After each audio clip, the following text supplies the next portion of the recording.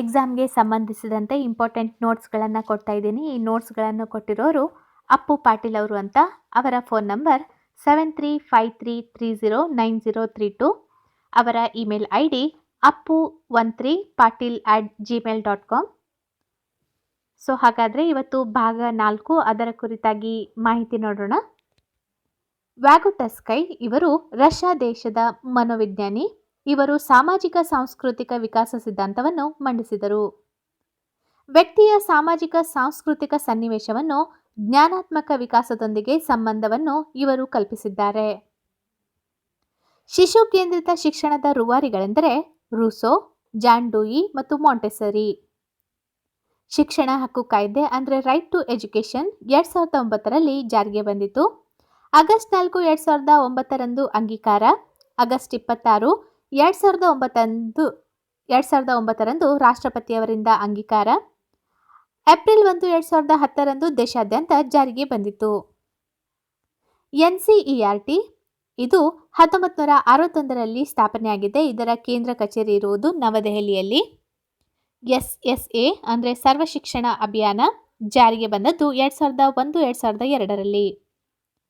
ರಾಷ್ಟ್ರೀಯ ಪಠ್ಯಕ್ರಮ ಚೌಕಟ್ಟು 2005ರಲ್ಲಿ ಜಾರಿಗೆ ಬಂದಿದೆ. ಇದು NCF ಜಾರಿಗೆ ಬಂದದ್ದು 2005.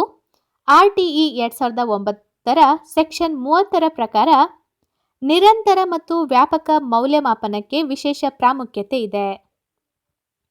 RTE 2009ರ ಶಿಕ್ಷಣ ಕಾಯ್ದೆ ಅನ್ವಯ 6ರಿಂದ 14 ವರ್ಷದ ವಯೋಮಿತಿ ಪ್ರತಿಯೊಂದು ಮಗುವಿಗೂ ಉಚಿತ, ಕಡ್ಡಾಯ ಹಾಗೂ ಗುಣಾತ್ಮಕ ಶಿಕ್ಷಣ ನೀಡುವುದು ಸರ್ಕಾರದ ಹೊಣೆ.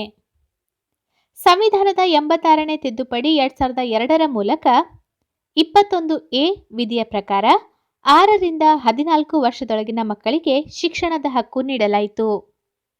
ಸಂವಿಧಾನದ ವಿಧಿ 51A ಅಡಿಯಲ್ಲಿ 6ರಿಂದ 14 ವರ್ಷದೊಳಗಿನ ಮಕ್ಕಳಿಗೆ ಶಿಕ್ಷಣ ನೀಡುವುದು ಪೋಷಕರ ಕರ್ತವ್ಯವಾಗಿದೆ. ಸಂವಿಧಾನದ 42ನೇ ತಿದ್ದುಪಡಿ 1976ರ ಪ್ರಕಾರ ರಾಜ್ಯ ಪಟ್ಟಿಯಿಂದ ಶಿಕ್ಷಣ ವಿಷಯವನ್ನು ಸಮವರ್ತಿ ಪಟ್ಟಿಗೆ ಸೇರಿಸಲಾಯಿತು. ಕಪ್ಪು ಹಲಗೆ ಕಾರ್ಯಾಚರಣೆ ಪ್ರಾರಂಭವಾಗಿದ್ದು 1987. ಇದರ ಅನ್ವಯ ಪ್ರಾಥಮಿಕ ಶಾಲೆಗಳಿಗೆ ಕನಿಷ್ಠ ಅವಶ್ಯಕ ಸೌಲಭ್ಯಗಳನ್ನು ಒದಗಿಸುವುದು ಅವಶ್ಯಕ. ಏಕೋಪಾಧ್ಯಾಯ ಶಾಲೆಗೆ 2ನೇ ಶಿಕ್ಷಕ ಮತ್ತು 2ನೇ ಕೊಠಡಿ ಹಾಗೂ ಕಲಿಕೋಪಕರಣಗಳಿಗೆ 7,000 ಅನುದಾನವನ್ನು ಈ ಕಾರ್ಯಾಚರಣೆ ಮೂಲಕ ನೀಡಲಾಗುತ್ತದೆ. ಈಗ ಚೈಲ್ಡ್ ಡೆವಲಪ್ಮೆಂಟ್ ಆ್ಯಂಡ್ ಪೆಡಗಾಗಿ ಅದರ ಕುರಿತಾಗಿ ಮಾಹಿತಿ ನೋಡೋಣ. ಕಲಿಕೆಯ ವಕ್ರರೇಖೆಯು ಎಷ್ಟು ಹಂತಗಳನ್ನು ಒಳಗೊಂಡಿದೆ? 3. ಮನೋವಿಜ್ಞಾನವನ್ನು ಸೈಕಾಲಜಿ ಎಂದು ಹೆಸರಿಸಿದವರು JB ವ್ಯಾಟ್ಸನ್. ಗುಣಾಣುಗಳು ಯಾವಾಗಲೂ ಜೋಡಿಯಾಗಿರುತ್ತದೆ. ಮನೋವಿಜ್ಞಾನದ ಪ್ರಯೋಗಶಾಲೆಯನ್ನು ಪ್ರಾರಂಭಿಸಿದ್ದು ಲೆಪ್ಜಿಗ್ನಲ್ಲಿ. ಕಲಿಕೆಯಲ್ಲಿ ಪ್ರಮುಖವಾಗಿ 2 ವಿಧಗಳಿವೆ. ಅವುಗಳೆಂದರೆ ಧನಾತ್ಮಕ ಕಲಿಕೆ ಮತ್ತು ಋಣಾತ್ಮಕ ಕಲಿಕೆ.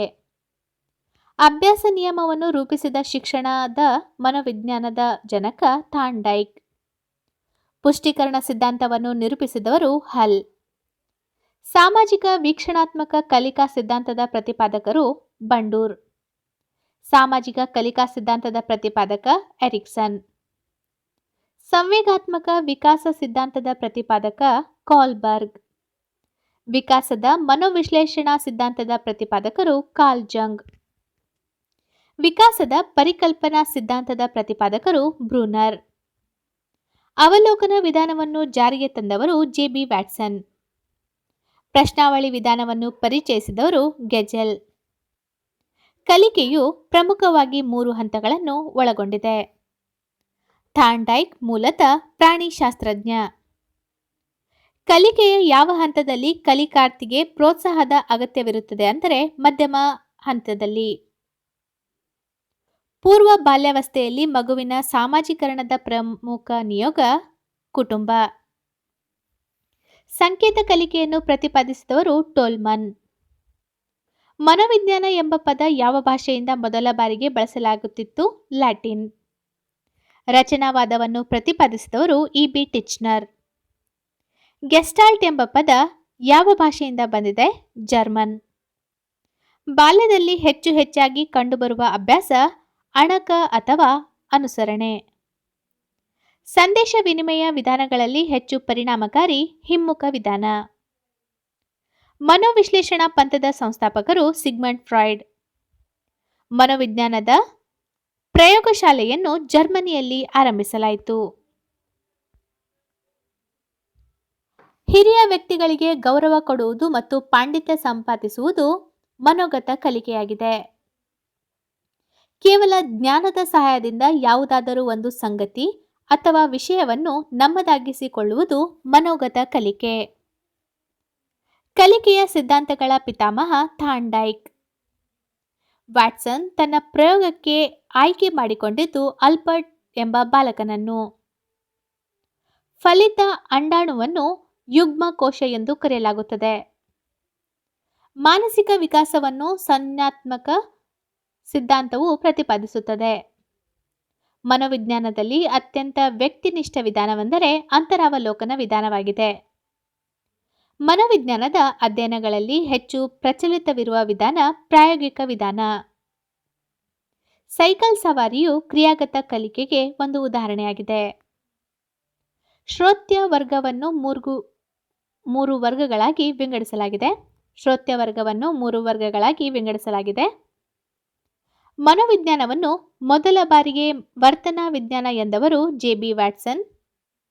ಚೇತನಾ ವ್ಯವಸ್ಥೆ ಅಥವಾ ಜಾಗೃತ ಸ್ಥಿತಿ ಎಂದರೆ ಎಲ್ಲವೂ ಅನುಭವಕ್ಕೆ ಬರುತ್ತಿರುವ ಸ್ಥಿತಿ. ಗ್ರೆಗರ್ ಮೆಂಡಲ್ ಆವಿಷ್ಕರಿಸಿದ ಸಿದ್ಧಾಂತದ ವಿಚಾರ ಪ್ರಬಲ ಮತ್ತು ದುರ್ಬಲ ತತ್ವ. ಜ್ಞಾನಾತ್ಮಕ ವಿಕಾಸದ ಅಧ್ಯಯನಕ್ಕೆ ವಿಶ್ವಪ್ರಸಿದ್ಧಿ ಪಡೆದ ವ್ಯಕ್ತಿ ಜಾನ್ ಪಿಯಾಜೆ. ಭಾವಾವೇಶವನ್ನು ನಿಯಂತ್ರಿಸುವ ಗ್ರಂಥಿ ಸೆರೆಬ್ರಮ್. ಪಾವ್ಲೋ ಮೂಲತಃ ಶರೀರಶಾಸ್ತ್ರಜ್ಞ. ಕ್ರಿಯಾ ಪ್ರಸ್ತುತ ಅಥವಾ ಅನುಬಂಧನ ಕಲಿಕಾ ಸಿದ್ಧಾಂತ ನೀಡಿದವರು ಸ್ಕಿನ್ನರ್.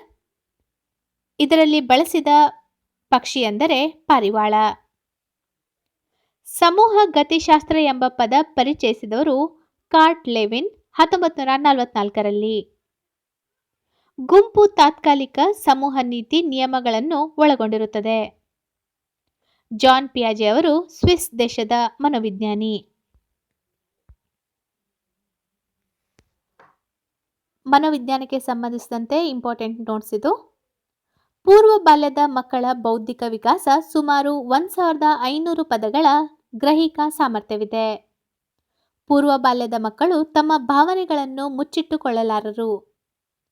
ಜೀನ್ ಪಿಯಾಜೆ ಇವರು ಸ್ವಿಟ್ಜರ್ಲ್ಯಾಂಡ್ನ ಮನೋವಿಜ್ಞಾನಿಯಾಗಿದ್ದು, ಇವರು ಕ್ರಮಬದ್ಧ ಮತ್ತು ಕ್ರಮಾನುಗತ ಕಲಿಕಾ ವಿಧಾನದ ಪ್ರತಿಪಾದಕರು.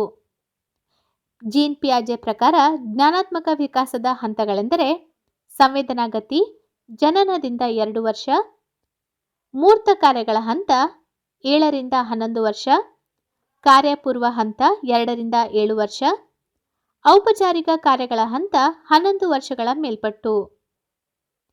ಪಿಯಾಜೆ ಬಳಸಿದ ಪಾರಿಭಾಷಿಕ ಪದಗಳೆಂದರೆ ಸ್ಕೀಮಾ ಮತ್ತು ಹೊಂದಿಕೊಳ್ಳುವಿಕೆ. ನೈತಿಕ ವಿಕಾಸದ ಹಂತಗಳೆಂದರೆ ನೈತಿಕ ಸದಾಚಾರದ ಹಂತ ಅಥವಾ ಪರಾಧಿಪತ್ಯ ಹಂತ, ಇದು ಇರುವುದು 5 ರಿಂದ 10 ವರ್ಷಗಳು. ಸ್ವಯಮಾಧಿಪತ್ಯ ನೈತಿಕ ಹಂತ, ಇದು ನಡೆಯುವುದು 10 ವರ್ಷಗಳ ನಂತರ. ಕೋಲ್ಬರ್ಗ್ ಮೂಲತಃ ಅಮೆರಿಕ ದೇಶದವರು. ಇವರು ಆಲೋಚನೆ ಮತ್ತು ತಾರ್ಕಿಕತೆ ಮಗುವಿನ ನೈತಿಕ ವಿಕಾಸದಲ್ಲಿ ಪ್ರಮುಖ ಪಾತ್ರ ವಹಿಸುತ್ತದೆ ಎಂದು ಹೇಳಿದ್ದಾರೆ. ಕೋಲ್ಬರ್ಗ್ ಪ್ರಕಾರ ನೈತಿಕ ವಿಕಾಸದ ಹಂತಗಳೆಂದರೆ ಪೂರ್ವ ಸಾಂಪ್ರದಾಯಿಕ, ಅದರಲ್ಲಿ ವಿಧೇಯತೆ ಮತ್ತು ಶಿಕ್ಷೆ ಕೇಂದ್ರಿತ, ಸ್ವ ಆಸಕ್ತಿ ಪ್ರಧಾನ.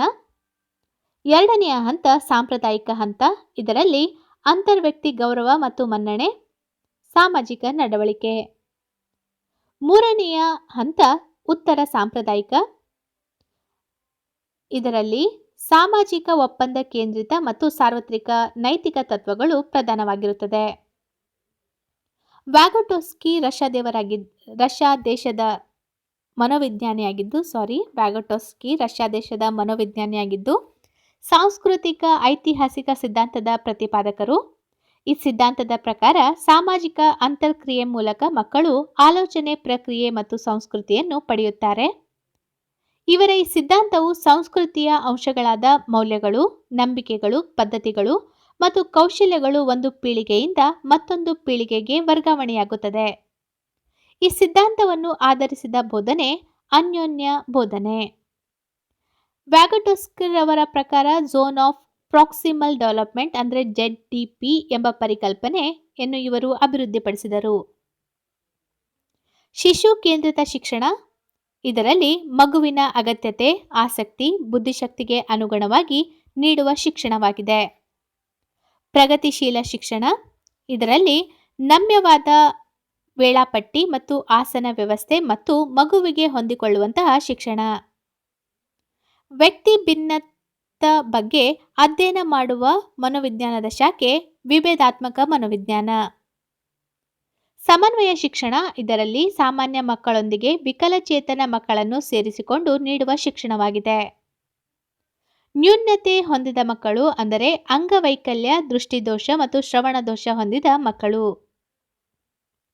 ಸೃಜನಶೀಲತೆಯ ಪಿತಾಮಹ ಟಾರೆನ್ಸ್. ದೈಹಿಕ ನ್ಯೂನತೆಯನ್ನು ಡೈಸ್ಟ್ರಕ್ಸಿಯಾ ಅಂತ ಕರೀತಾರೆ. ಓದುವ ನ್ಯೂನತೆ ಡೈಸ್ಲೆಕ್ಸಿಯಾ. ಅಂಕಗಣಿತ ಗ್ರಹಿಕೆ ತೊಂದರೆಯನ್ನು ಡೈಸ್ಕ್ಯಾಲ್ಕುಲಿಯಾ. ಡೈಸ್ಗ್ರಾಫಿಯಾ ಅಂದರೆ ಬರವಣಿಗೆಯ ದೋಷ. ಭಾಷಾ ನ್ಯೂನತೆ ಅಥವಾ ಸಂವಹನ ಸಮಸ್ಯೆಯನ್ನು ಡೈಸ್ಫಾಸಿಯಾ ಎಂದು ಕರೆಯಲಾಗುತ್ತದೆ. ಉತ್ತರ ಬಾಲ್ಯದಲ್ಲಿ ಕ್ರಿಯಾತ್ಮಕ ಪದ ಸಂಪತ್ತು ಹೆಚ್ಚಾಗುತ್ತದೆ. ಮಕ್ಕಳು ಆಟ ಮತ್ತು ಗುಂಪು ಚಟುವಟಿಕೆಗಳ ಮೂಲಕ ಸಾಮಾಜೀಕರಣಗೊಳ್ಳುತ್ತಾರೆ.